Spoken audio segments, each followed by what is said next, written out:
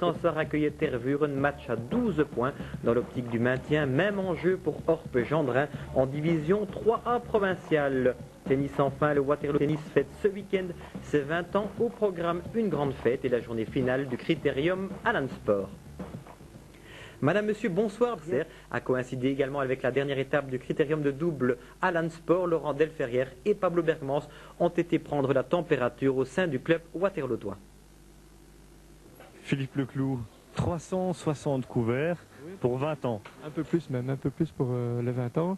Ça fait chaud au cœur parce que bon, au départ je m'attendais qu'à 200 personnes et puis tout à coup en une journée il y a eu plus de 150 inscrits supplémentaires. On a dû changer toute l'organisation. Au départ on faisait dans le clubhouse, maintenant on fait tout sur 2 terrains, ce qui a quand même posé un peu de problème. Enfin bon, je crois qu'on va être prêt encore. On est à une demi-heure ou 3/4 d'heure du départ du début de l'événement. Je crois qu'il y a encore beaucoup de travail à faire, mais je crois qu'on y sera.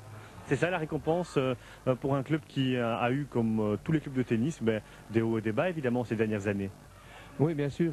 Disons que quand le club a été créé, c'était le plein boom dans les années 80, 82. Donc c'était l'ère Borg, tout le monde voulait jouer au tennis. Donc effectivement, le tennis est un petit peu a diminué un peu d'intensité, je vais dire. Les gens sont partis jouer peut-être au golf, etc. Ils sont pas tous partis au golf.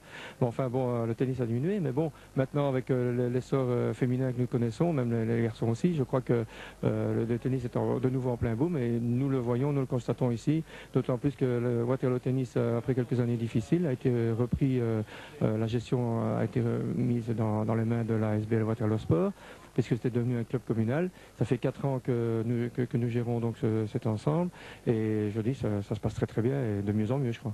450 membres, c'est le gros de la pyramide, mais il y a aussi le côté compétitif. Là vous avez une équipe en division 3 qui vise peut-être le top cette saison? Ben oui, effectivement, nous avons évidemment ici dans une école de tennis extraordinaire qui est l'école BATD. Nous avons évidemment des enfants de tout âge, depuis 7 ans évidemment, les tout petits.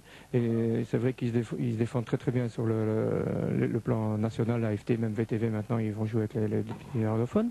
Mais c'est vrai que nous avons une équipe phare depuis 1 an ou 2. On essaie cette année ici de monter en division 2, c'est leur but, c'est avec tous ces jeunes qui ont été formés ici et qui font partie de l'école de tennis, et donc, dont mon fils par exemple, mais il y en a d'autres qui sont ici depuis 15 ans, 16 ans et qui nous défendent.